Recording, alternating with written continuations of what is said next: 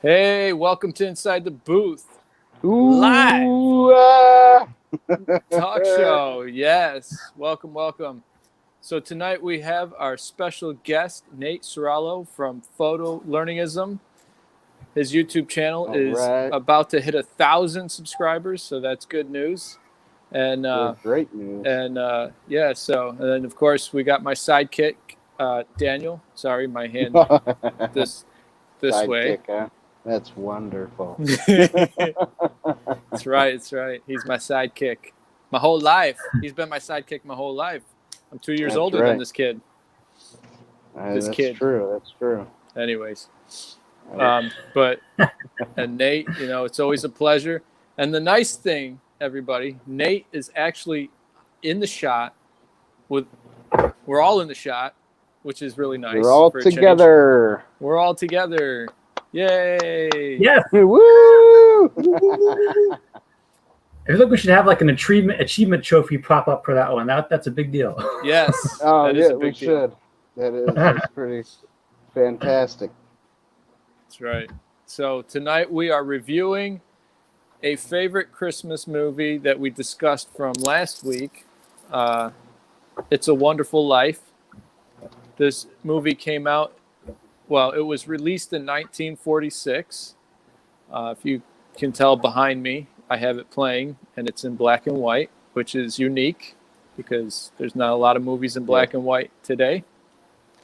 But so we'll all be going through the categories, and which, let me remind you guys, our categories and how we do our reviews, and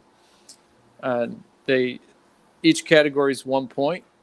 So we have a category for storyline. We have a category for acting, cinematography, musical score. Of course, I have to say musical score because if we say score, people might confuse it with scoring, like a point. Like a point wise. Yeah. And then our little twist, the allegory. How does this relate to Jesus? But so that is what we're doing tonight. And Nate, our first guest on Inside the Booth, has come back. He's going to probably be a recurring guest, which is really awesome, and I appreciate. One of my best buds up in New York, so it's funny. I feel like a lone ranger because now it feels like everybody that I talk to is in New York, and I'm the only one in Florida.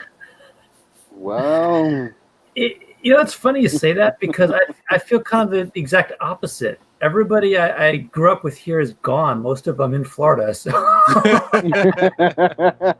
Nice. That's great. So if you want to come back here, okay, but I think everybody's heading down that way. That's right. For obvious reasons, we won't touch that one. But, bro, you look very festive, Dan. Hey, I tried getting into the holiday spirit here for this movie. And you have nice lighting too. Like the light is right in your face. Thank you. It is. I changed my lighting today because I'm getting tired of just the overhead light and the shadows on my face. Nice. So I rigged a one of those lights that you get at Walmart, those tin lights, the tin can things. I rigged one of them. I put a nice diffuser on it and put a nice white LED inside to emulate sunlight. So yes, and I put it in front of my face. You're so bright, man. Like it's almost like the light of Jesus is shining on you. And now I look dull. What can I say? I'm very Jesus loves me. Sweet. But yeah, that lighting that does make you pop with that red. Makes you pop. It looks good. Yes. So, all right, let's get into it. So, It's a Wonderful Life. And right. You know what, Nate? I'll let you go first since you're our guest. We're going to start with the storyline. Can I throw in some interesting facts real quick Yeah, go about ahead. this movie? Okay. This movie is filmed by, you already said, Frank Capra, correct? That's how you say his last name? I don't know. Yeah, but I didn't say that. But Oh, you didn't say that. You just No. said who stars in it. Okay. I didn't even say that. I just said it was. You did. Just said it was released in 1946. Wonderful. So it shows how much I was paying attention. Okay, so it was filmed by Frank Capra, and he used to go back and forth from where he lived in California to Seneca Falls. He had some family in Seneca Falls. And Seneca Falls is what inspired the movie's spot, basically. Seneca Falls, New York. Yeah. So they called it Bedford Falls. And what is kind of fun when you watch this movie, they talk about Elmira, New York. They talk about Rochester, New York, and they talk about Buffalo, New York. And that kind of excites me because, you know, we kind of lived in that area. Well, I still live here now. But so, you know, if you know the upstate New York area and the Finger Lakes, that's where basically this movie kind of was inspired by to take place in. So that's a fun fact. Also, another fun fact, Seneca Falls does have a museum for It's a Wonderful Life. Oh, that's cool. Didn't know that. Yep. And this film was shot and filmed in RKO Radio Pictures Studios in Culver City, California. So if you ever, I don't know if anybody out there who wants to go check it out, I don't know if that studio is still around, though. Honestly, it probably isn't. Those old studios have been reused so many times. But yeah, either way, Seneca Falls, New York, you can still go visit over there and get inspired by It's a Wonderful Life. They actually have festivals, too, probably about during this time of year. I looked it up. And it looks pretty cool, pretty legit, but obviously coronavirus killed that festival. But Coronavirus killed a lot of festivals, bro. Yeah, that's true. But if you are interested in this movie, I'd say still go over there and check out the museum at least. You know, show some support in these small little towns. You know, especially in upstate New York when everything's dying. That's pretty awesome. So that's what's that? Sorry, go ahead. That's pretty awesome. They have a museum. I didn't know that. Yeah. It's pretty fun, pretty legit looking. I just looked at it obviously online, so I haven't been there myself. So I don't know how legit it is, but it looks pretty fun. That's cool. All right. So Nate. those are some fun facts. So I guess that's it.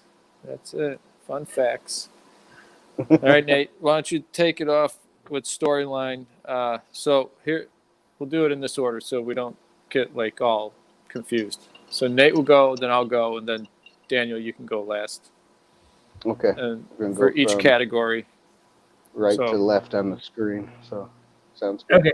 And just am I just voting, or am I throwing some comments out there? What's the flavor of things here? Yeah, we could talk throw about comments. Yeah. Yep. You could talk about it. You know what Comment you liked on the and what you storyline. disliked, and then you can, you know, and then we can jump in, rebuttal, and what have you. That's right. Have a career fight. Okay. Yeah. That's right. Good.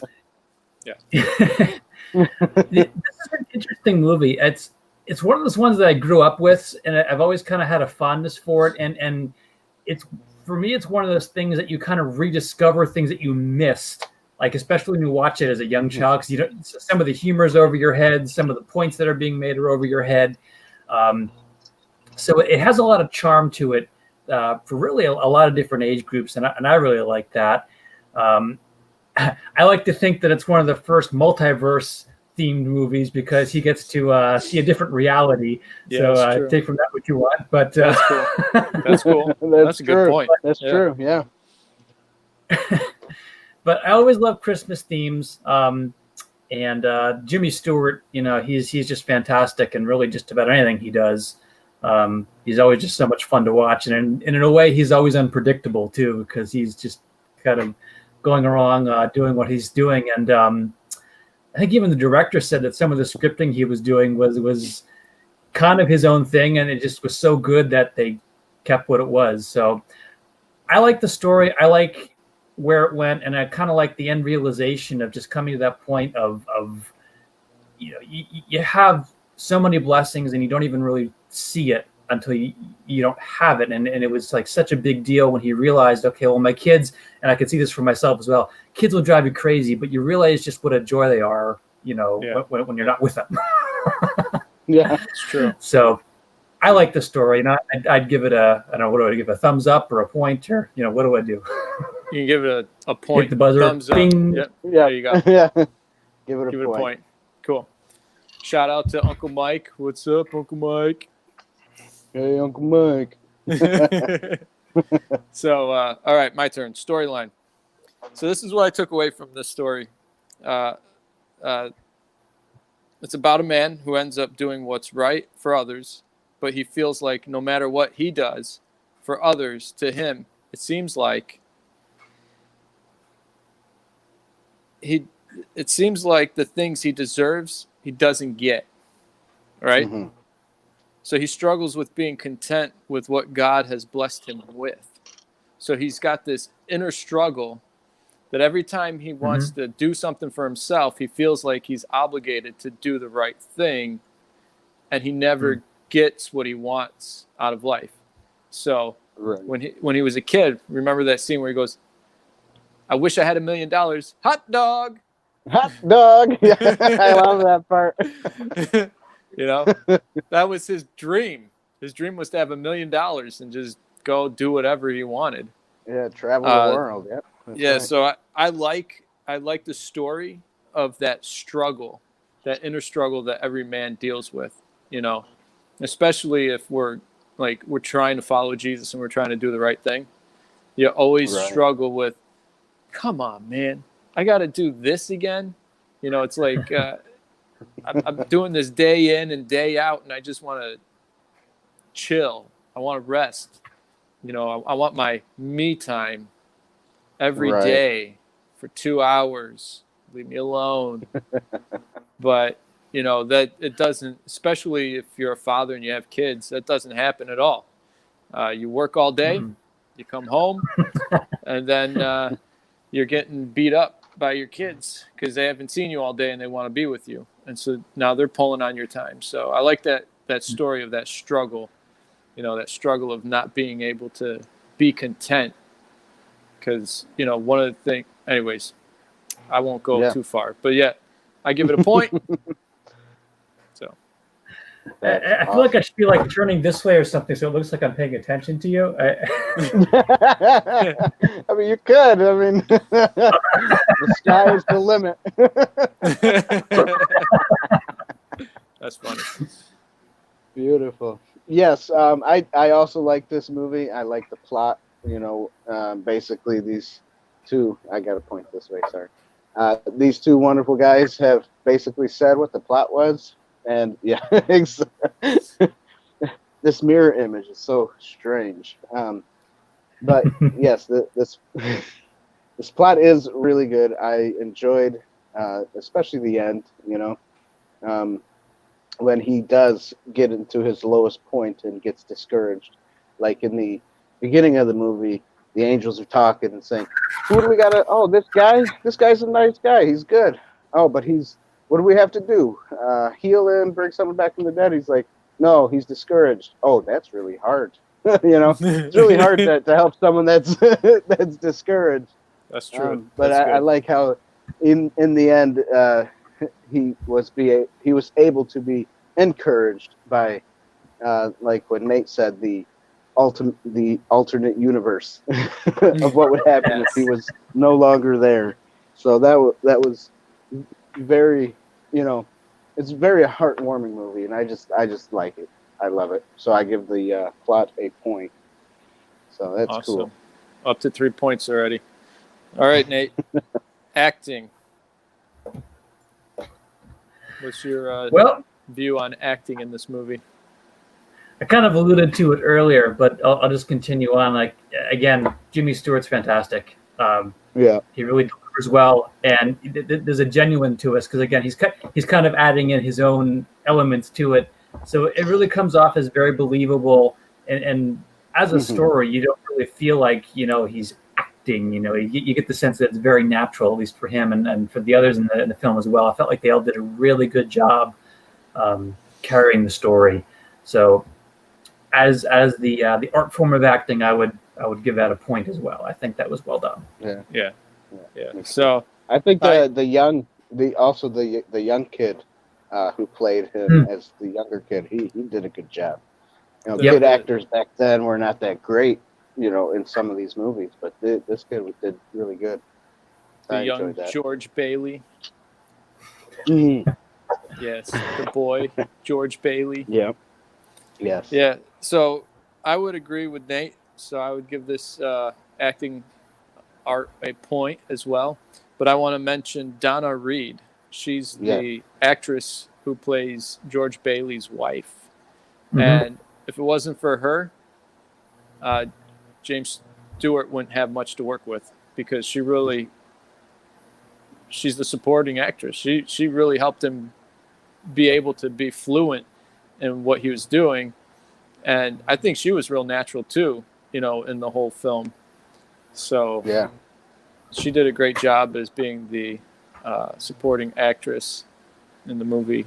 And I agree with Nate, like the whole cast, even, what's the villain's name again? I totally blanked on it.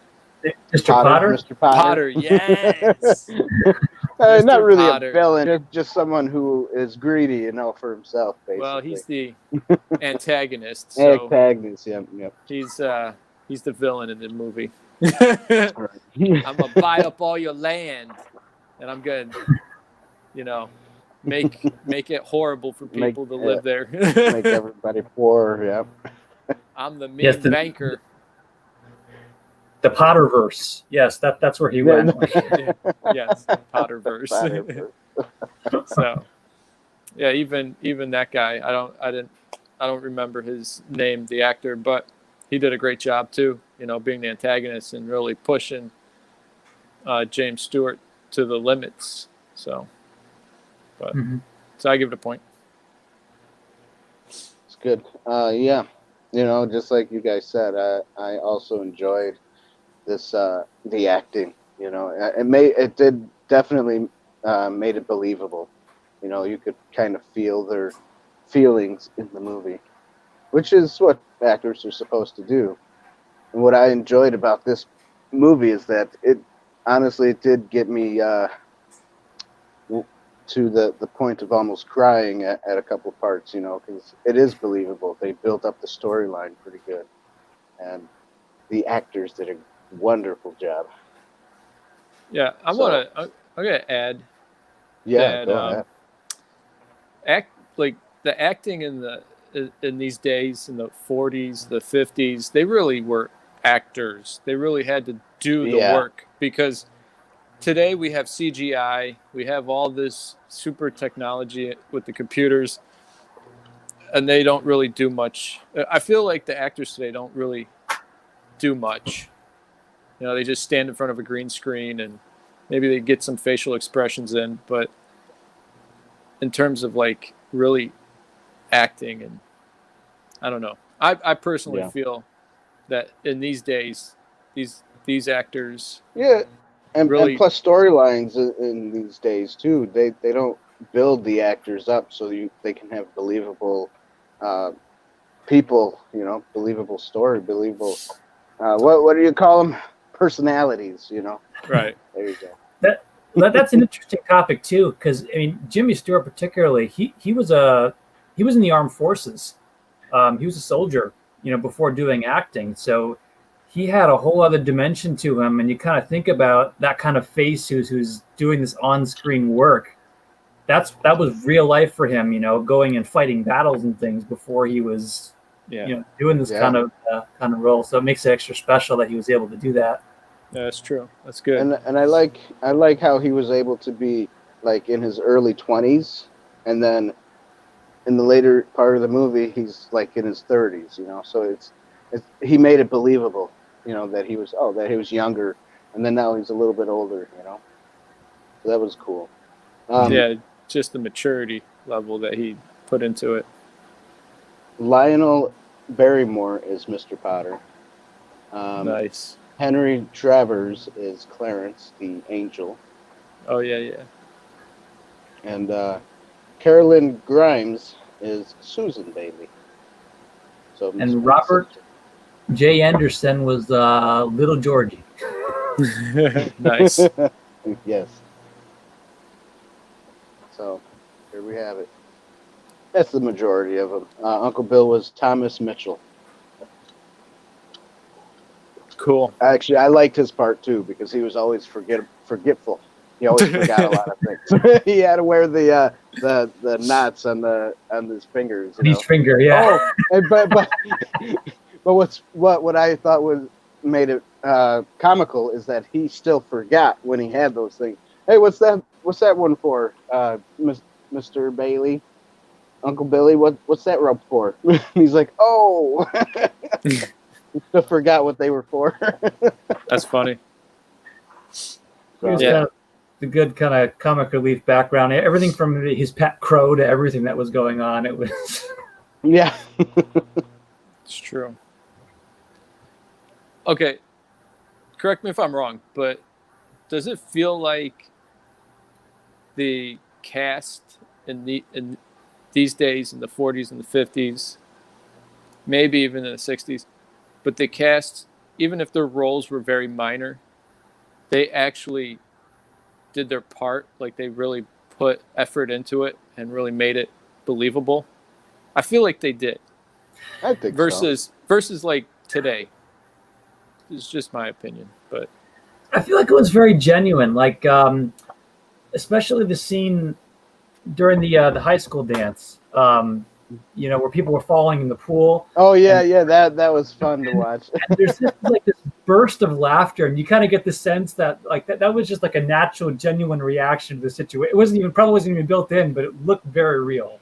Yeah, definitely. Everybody reacted proper to it, I think.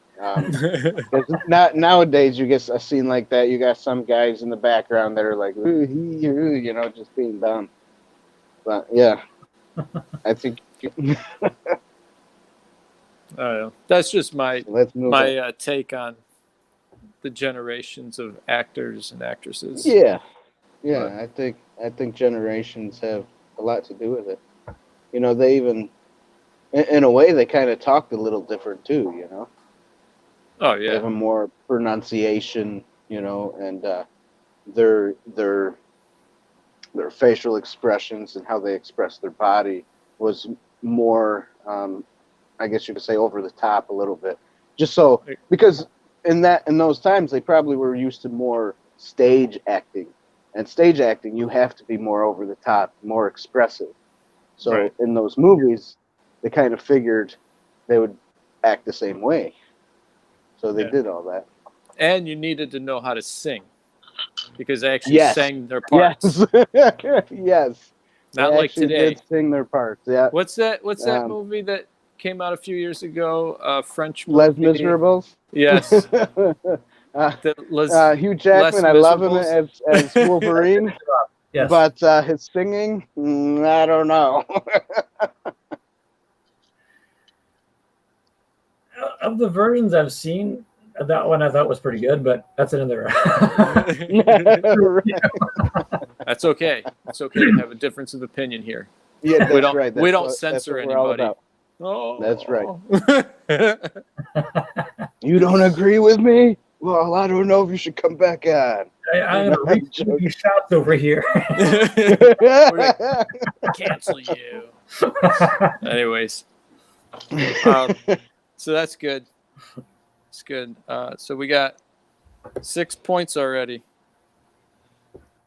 6 points. Next one, cinematography. All right, Nate. I'm gonna love to talk about this one. Oh, I got some stuff, I think. Yeah. Trying to picture a lot of stuff in my head. Again, there were a lot of great storytelling elements, and I know they used a lot of screen elements, particularly with the black and white format, to make this work. A lot of dramatic feel. I know it's not directly with cinematography, but I know that they had to do a lot of work to get the snow. I think that was cornflakes or something. It was not snow. It was actually really hot when they filmed that. But well, I'll tell you what it is. I was gonna say it when I talked, but I'll tell you, it was not cornflakes like most people did it.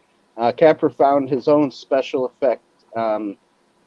He mixed water, soap, and the firefighting chemical called what is it called? Fomite. So he mixed all that to make the snow. So it was his own special format. Apparently he figured it out himself, see what looked best to him on film. So it was very impressive. But I mean, looking at it as a storytelling element from the camera work, I really feel like they did a good job. And I remember being slightly like almost freaked out when I was younger because the storytelling got dark, like towards the end. Not putting the acting aside, but they really did well carrying emotion, carrying storytelling through the camera angles. So I really, that was an engaging element for me, and I feel like they did that well, tying that in with, again, as a storytelling element. So I award a point. Nice. Yes. Cool. All right. So here's my little ditty on this, because you guys are more I don't know what the word is, quote unquote professional with production. That's not true. So, well, when it comes to me, it's sort of true. But what I wrote down, just so I wouldn't forget, is that because this movie was released in 1964, right? No CGI, which is incredible, because I don't think a movie today can be filmed without CGI. For some reason, they got to put CGI in there at some point. Yeah, somewhere. Yeah. It's like, oh, well, let's put a computer-generated thing over here. Yeah, because they can't figure out practical effects. So, whatever. So I personally feel the cinematography was very well done. And because this movie came out 1 year after World War II ended, and I know this kind of has nothing to do with cinematography, but I'm throwing it in there because to me it's important. Yeah. This movie became very significant to a lot of people at that time, to realize that even though things may have not turned out the way people wanted them to turn out, this movie reminds them that reminds us all that we are blessed and we are a blessing to others in the end. So, I believe, like the filming of this movie was well done and helped the storyline. And, so you guys are more technical. I'm not when it comes to this portion of the category. But I just personally was like, 1946, 1 year after World War II ended, the significance of this movie coming out at that time must have been like important to a lot of people, because this thing still is a classic. You can find this movie in everybody's house in the United States of America. It's a Wonderful Life, So I give it a point, even though I didn't really touch on a whole lot of cinematography, but whatever. All right. Well, I also give it a point just because I know it was filmed in a studio and they did a lot of different special effects back then that they use now, and because it was black and white, it blended very well to me. I like how they did that and how it all blended together, because it's hard to film in a studio with not a lot of space. I mean, they could have just filmed at Seneca Falls, New York. I don't know why they didn't, but they didn't want to. But for the It's probably set too to be- cold. Yeah, probably real snow. I can't do that.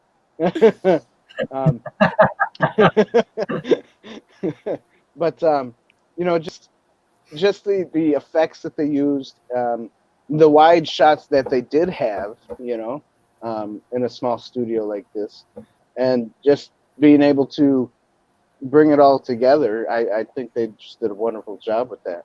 So, of course, I'll give it a point. And the practical effects, I don't know. I think you're right. Sometimes it's better than the CGI stuff, just because it's tangible. It's there. You Yeah. can see it. You can feel it. You can act with it, act to it. This aside, this kind of goes back to acting, but the way they acted, because like Nate said, it was really hot there, and they did make the snow from something else. They did a good job making it look like they were, freezing, So I think they did a great job with that. So yes, I'll give cinematography a point. I agree with you, because every time I watch those scenes with all that snow, I start to shiver, and I'm like, Man, it's cold. It's cold in here. Oh wait, I'm in Florida. It's not that cold. I'm wearing shorts and a t-shirt. Sorry, I don't mean to rub it in, but No, yeah, that's all right.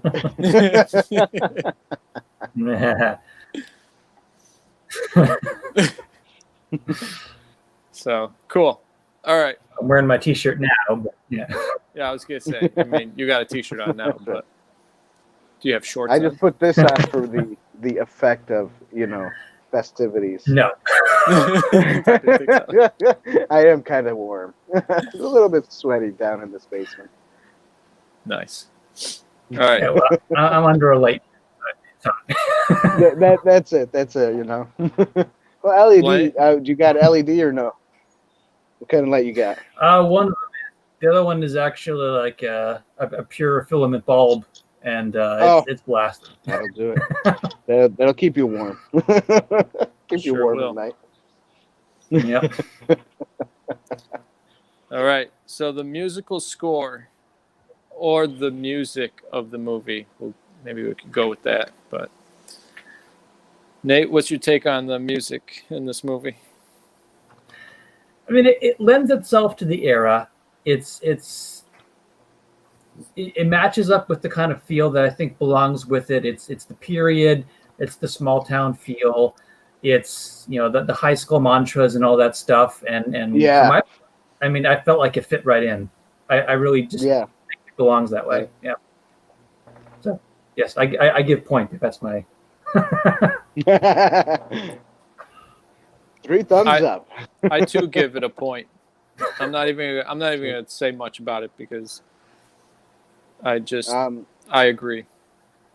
I just looked it up. The composer of the musical score is Dmitry Timokin.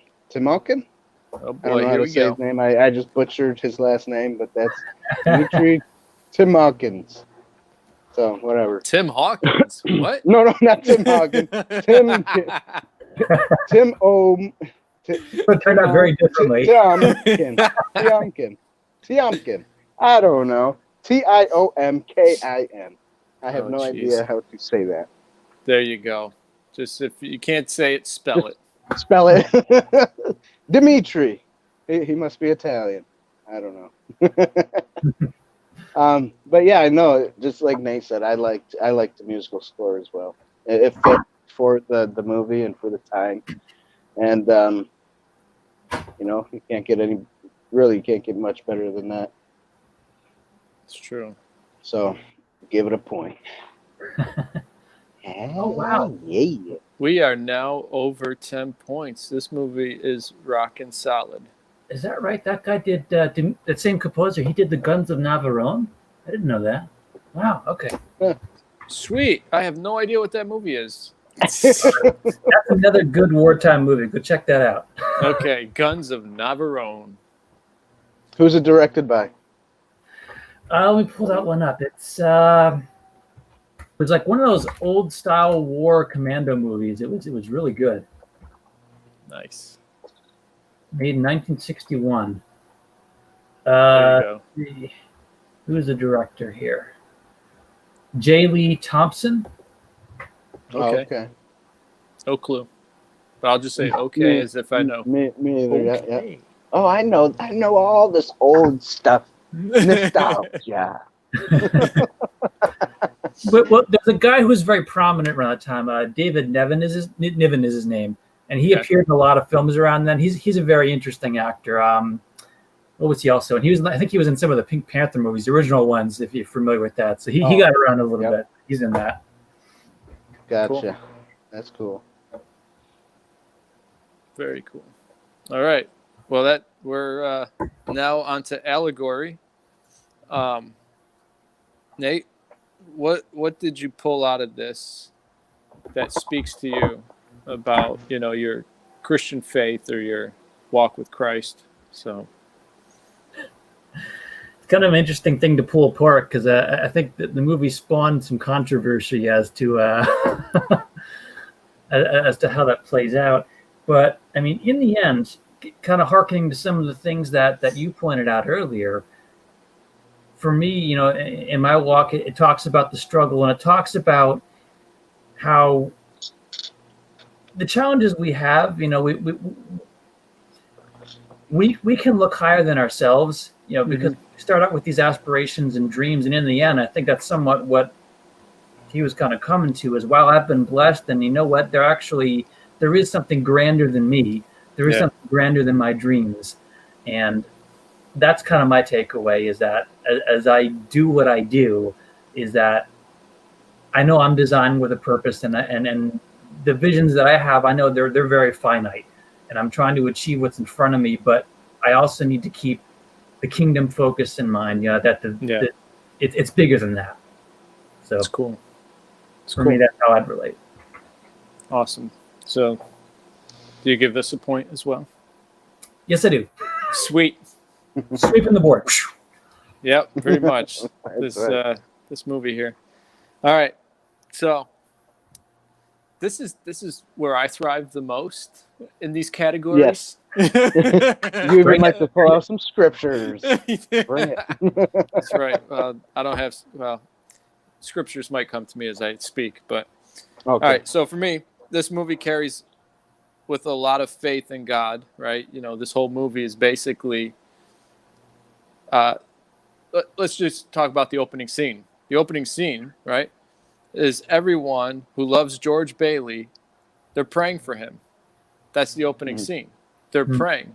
Dear God, help George. Dear God, bless George, right? Whatever he's going through. Then the next scene is the angels are talking, right?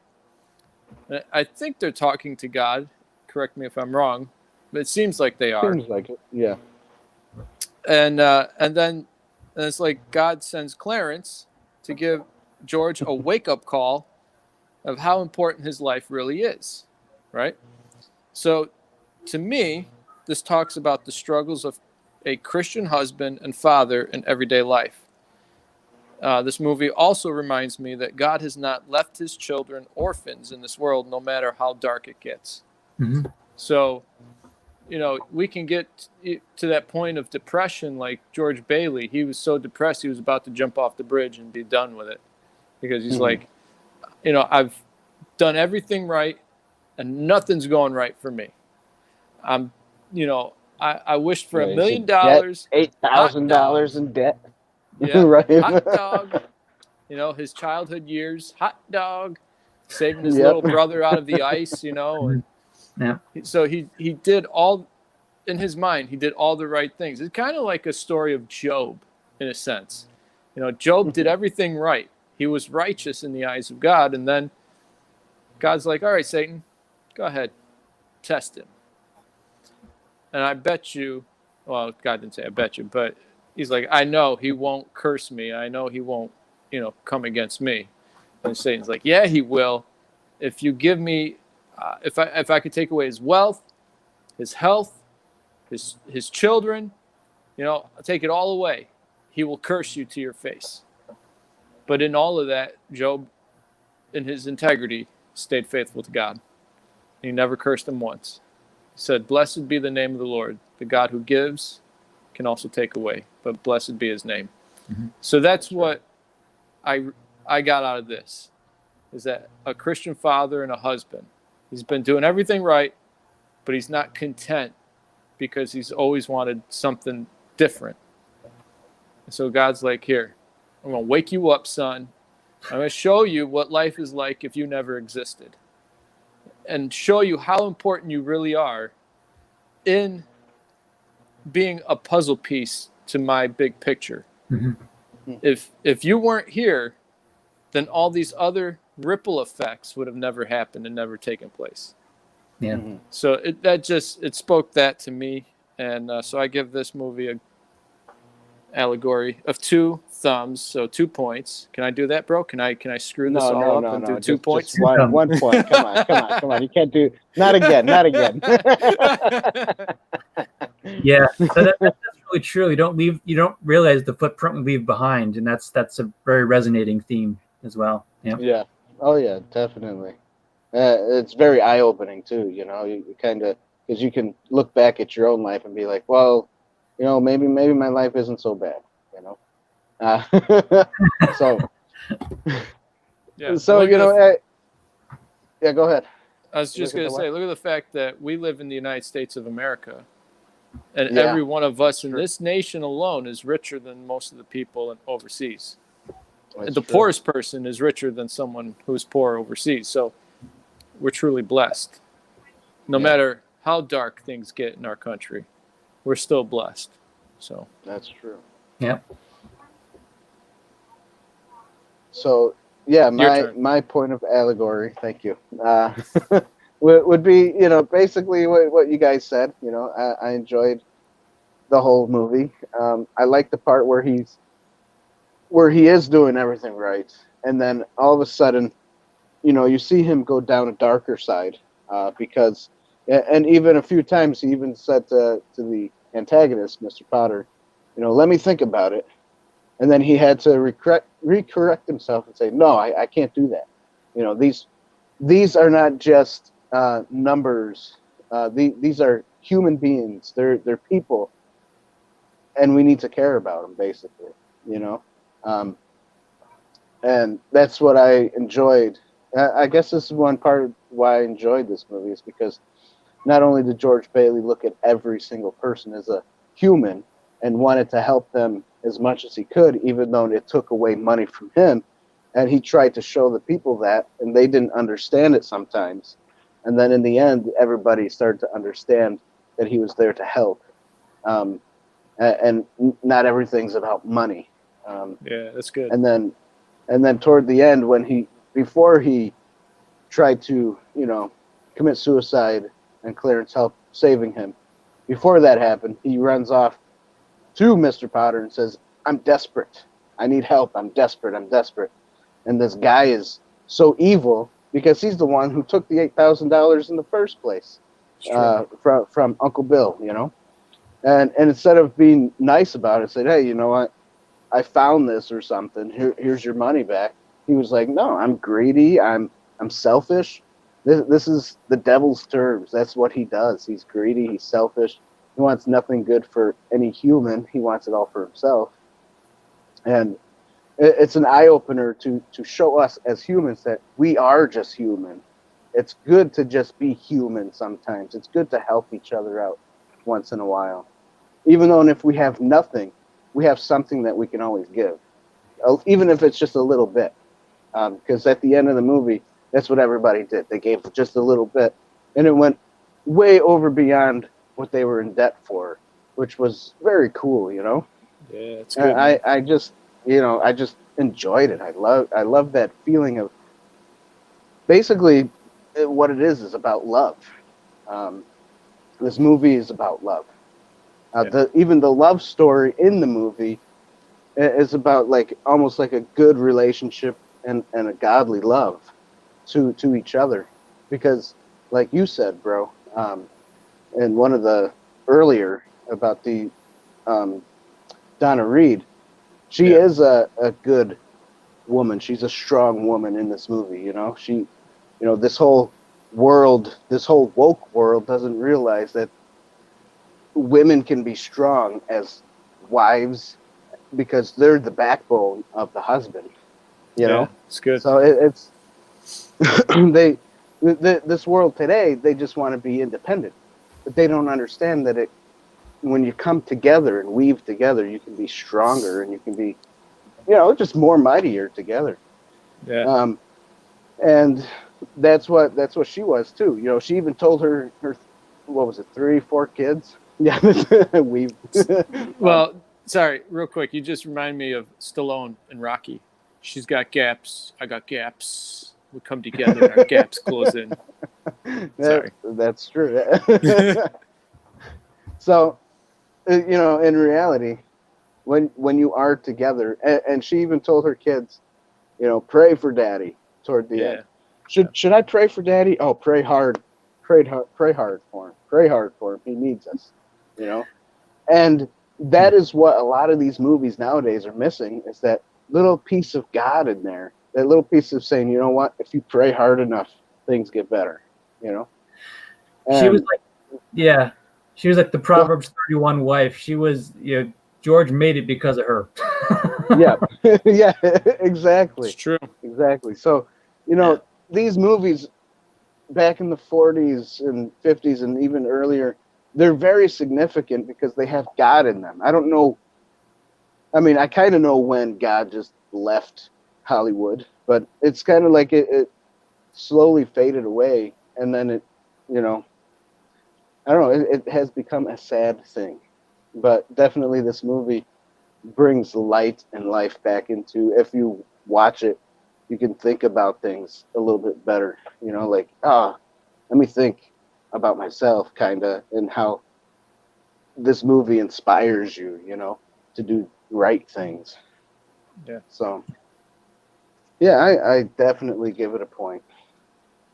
I know that was a long talk. Sorry about that. Sweet, bro. Hey, wow, you had more to say than me. I'm surprised. Usually you're like, yeah, whatever David said. Yeah, that's good.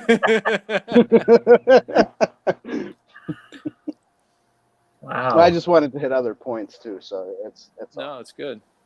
It's good. Yeah. So there it is, everybody. There it is. It's a Wonderful Life. Got 15 points. That's right. That's right. 5 or something here. Yeah. So you remember hoo-ha guy? Hoo-ha, hoo-ha. Right? Oh yeah. That guy. What's cool about that guy is that he did go up in his life, and at the end he was able to give George Bailey, because he knew he was in trouble, $25,000, which was cool. His buddy. I wish we knew his name, but yeah, his buddy that went to New York forgot City. His name. Yeah. Went to New York City. Yeah. Became an investor, made all that money. Yeah. Yeah. And then he helps his friend out, Yeah. He didn't become a jerk. Right. So he's no Potter. Yeah. Exactly. So, yeah, no, man, this movie is great. So here at Inside the Booth, we gave it 15 points. That's how much we think this movie is great. It's well made, great acting, has a lot of love in it, a lot of Jesus is in it. Family value, yep. Yep, a lot of family values in it. You can't find movies like this anymore, ladies and gentlemen. No, you cannot. Like if you watch one of our reviews on The Expendables, that's about as good as movies get these days. That's right. Anyways, but totally different movies altogether. Completely opposite. You know what? The intellectual appeal. It's the action. That's right.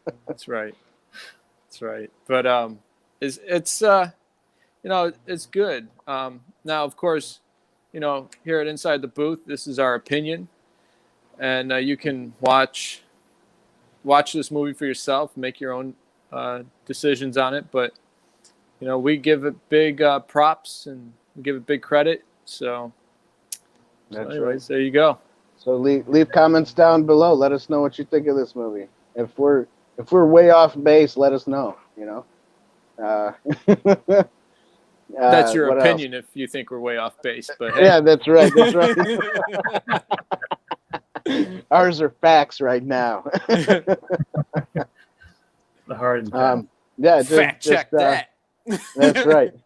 Like and share and subscribe to our channel, everybody. Yeah. This is a good night. Do it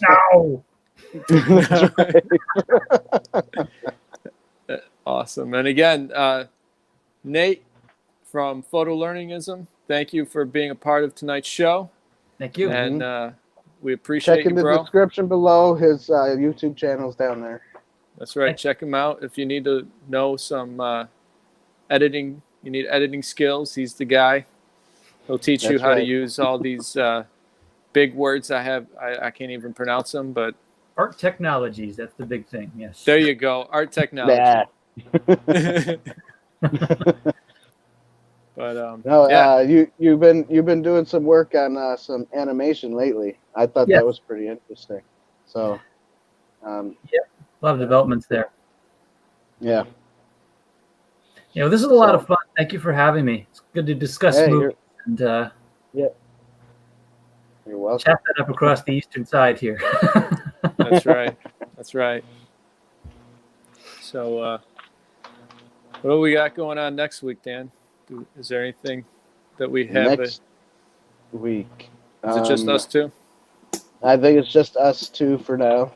That's right. I think we're going to have a special some kind of Monday coming up, but stay tuned for that. Yep. Because we're not quite sure yet, but it's in the works. It's in the works. But thank you, everybody, for watching. And if you're going to watch us later on, remember to, as my brother said, subscribe, hit the bell button, share, hit the likes. Check us out on Parler, Rumble, Facebook, Twitter, Instagram. What else? We also now have a Patreon page. Yeah, Patreon. You guys are everywhere. Yeah, that's right. And don't forget to go to our website. That's right. Go to our website.